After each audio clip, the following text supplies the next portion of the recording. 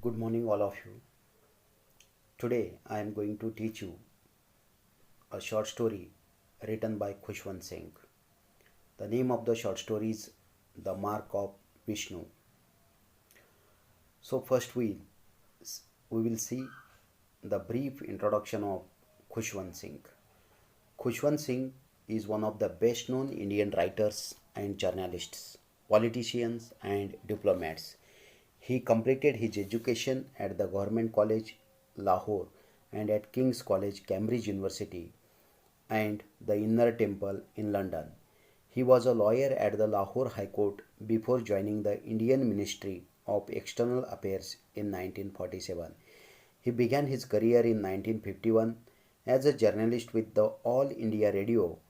Then he worked as founder editor of Yojana, editor of the Illustrated Weekly of India and Hindustan Times.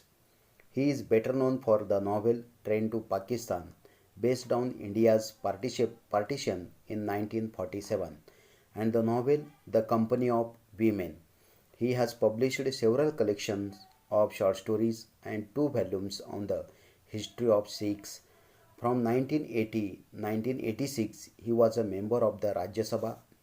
He is also a recipient of several prestigious national and international awards, which include Sahitya Academy Fellowship and the third highest civilian award of Indian government, that is Padma Bhushan in 1974. So the present story, The Mark of Vishnu, is one of his widely read stories. It was first published in 1950 in The Mark of Vishnu and Other Stories. The story depicts the clash between reason, that is scientific temperament, and superstition. In the story, the author points out that the superstition and blind beliefs cannot protect against dangers. The characters in this story are the narrator, his brother, and household servant Gangaram. Gangaram is an old man and a devotee of Lord Vishnu. He believes that by giving milk to the snake, he is protecting the household from snake bite. Ironically, at the end of the story, he is punished. So, this is the brief summary of the short story. So, the mark of Vishnu, the story begins with that this is for Kalanag, said Gangaram. Gangaram was pouring the milk into the saucer. Every night he leaves it outside the hole near the wall, and it is gone by the morning. Perhaps it is the cat, we youngsters suggested. Gangaram said, Cat? With contempt. No cat goes near that hole. Kala Nag lives there. As long as I give milk him, he will not bite anyone in this house. You can all go about with bare feet and play where you like.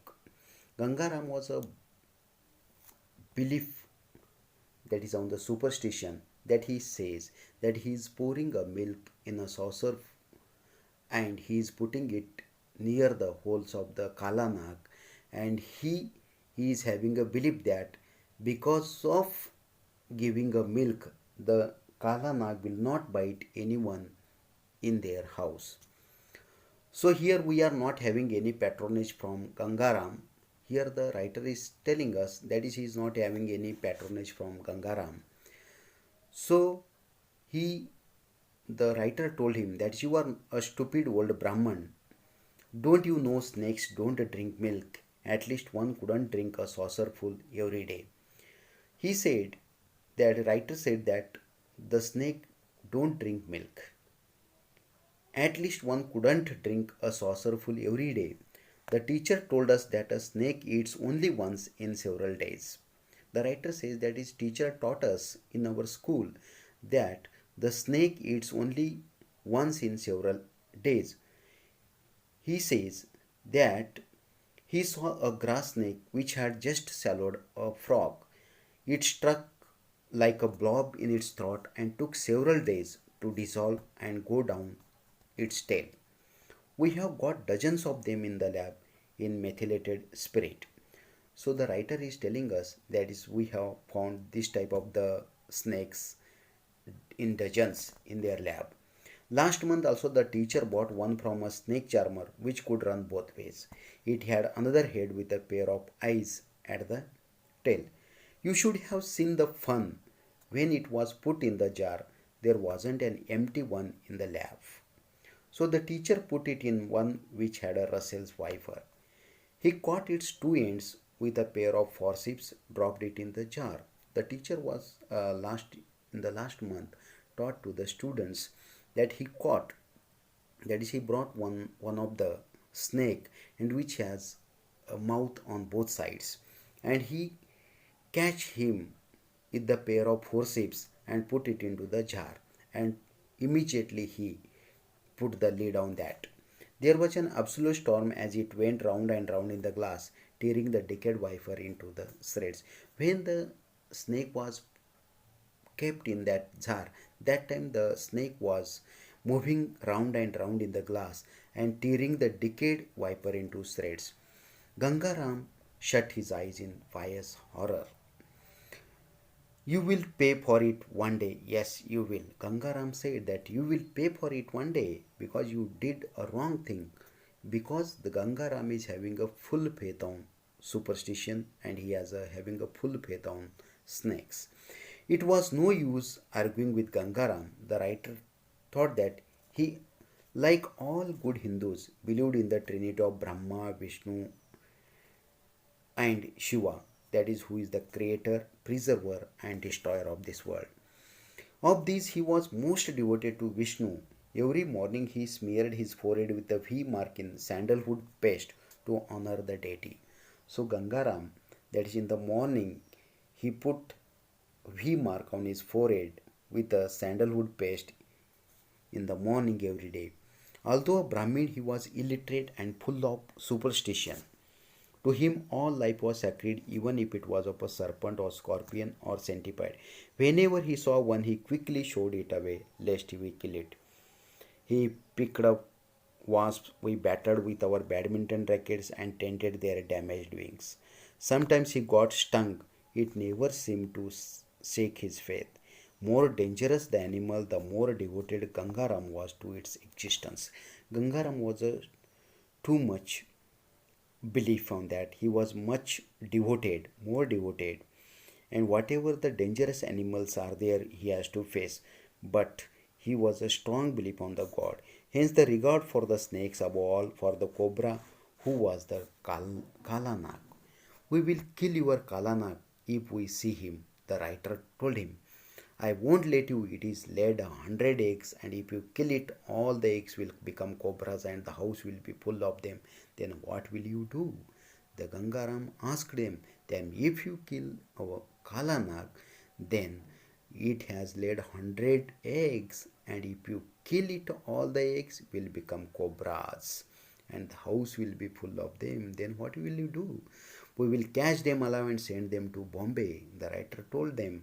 They milk them there for anti-snake bite serum.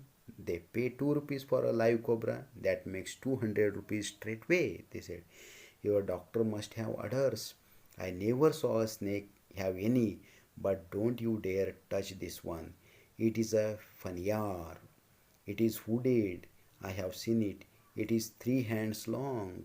So its length is too much. That is 3 hands. As for its hood, Gangaram opened the palms of his hands and his head swayed from side to side. You should see it basking on the lawn in the sunlight. So the Gangaram was telling about the Fanyar. It is one of the type of the snake. That just proves what a liar you are. The Fanyar is the male, so it couldn't have laid the 100 eggs. You must have laid the eggs yourself. When the Gangaram was telling that, the writer told him that you are telling lie, because Fanyar is the male. Male cannot lay the eggs. So you must have laid the eggs yourself. The other members, they started laughing. But must be Gangaram's eggs. We will soon have 100 Gangarams.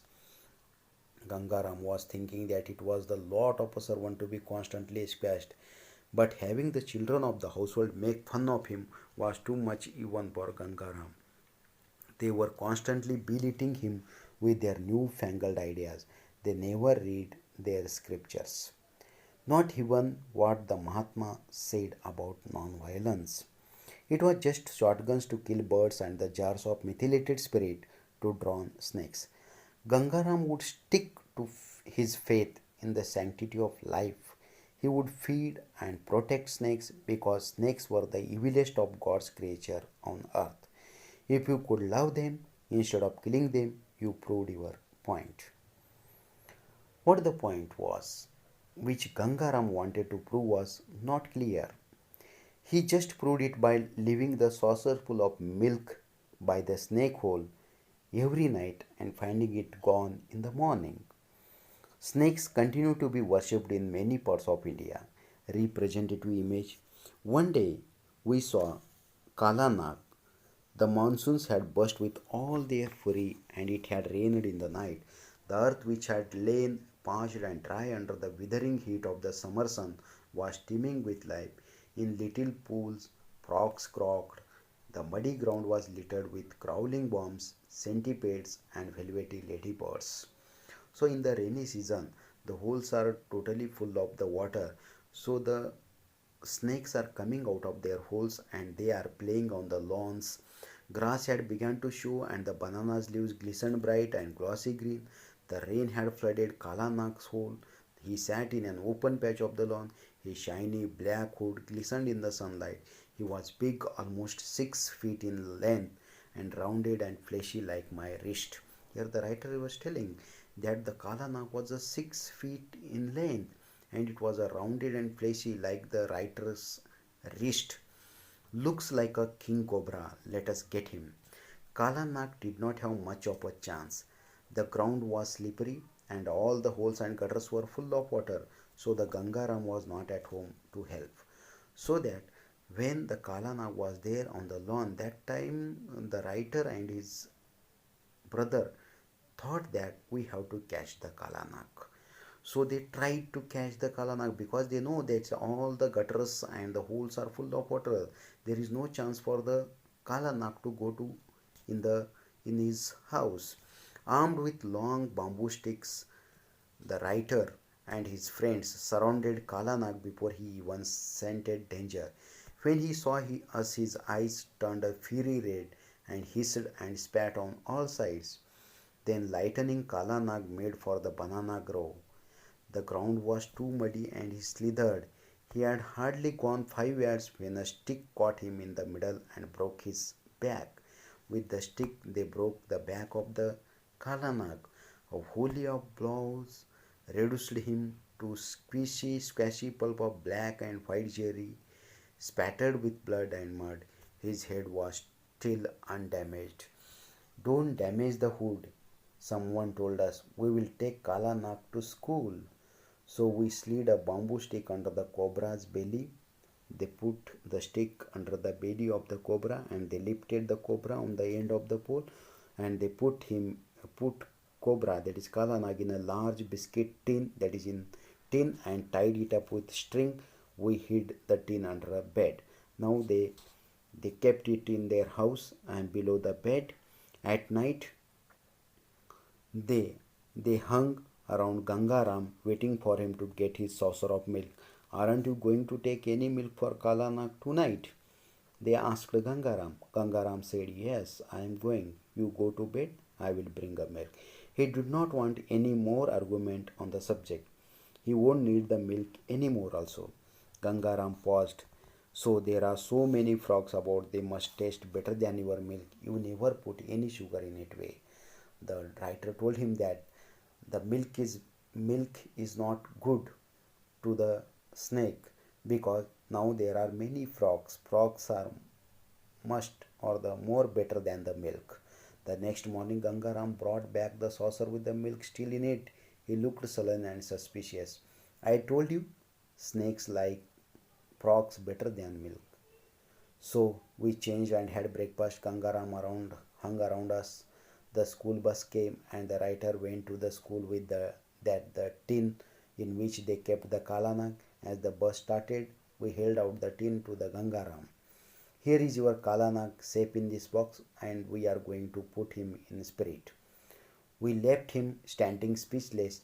staring at the departing bus. There was a great excitement in the school. That is, we were set of four brothers known for our toughness. We had proved it again. A king cobra, 6 feet long, funnyar. The tin was presented to the science teacher to keep in the spirit. It was on the teacher's table, and we wait, and the writer and his brothers waited for him to open it and admire our kill. The teacher pretended to be indifferent and set us some problems to work on.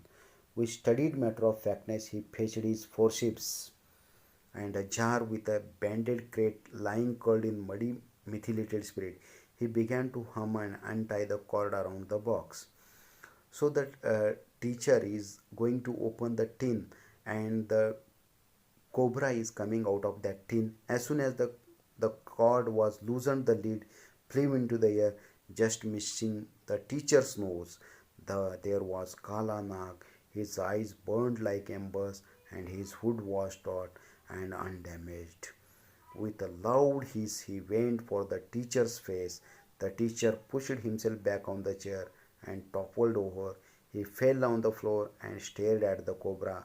Petrified with fear, the boys stood up on their desks and yelled hysterically.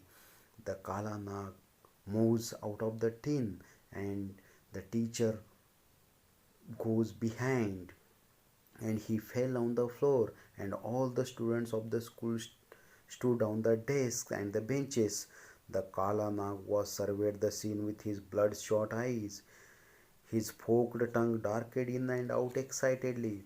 He spat furiously and then made a bid for freedom. He fell out of the tin onto the floor with a loud flop. His back was broken in several places, and he dragged himself painfully to the door.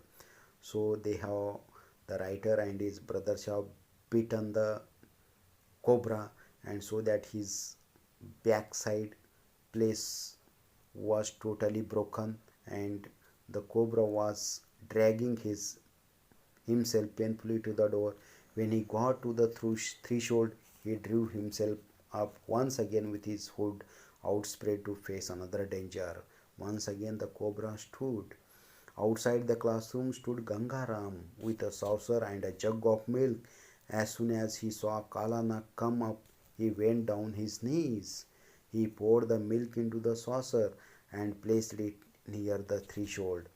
With hands folded in prayer, he bowed his head to the ground, craving forgiveness. In desperate fury, the cobra hissed and spat and beat Gangaram all over the head, then with great effort dragged himself into a gutter and wriggled out of view. So the Gangaram was too much belief, superstition, that he stood in front of the Kalanag and tried to give the saucer full of milk to the Kalanag, and he vowed to take, that is to pray to that Kalanag and asking him for the forgiveness. And in desperate fury, the cobra, that is the Kalanag, hissed and spat and bite Gangaram all over the head. Gangaram now collapsed with his hands covering his face. He groaned in agony. The poison blinded him instantly. Within a few minutes, he turned pale and blue, and forth appeared in his mouth. On his forehead were little drops of blood. These the teacher wiped with his handkerchief. Underneath was the V mark where Kala Nag had dug his fangs.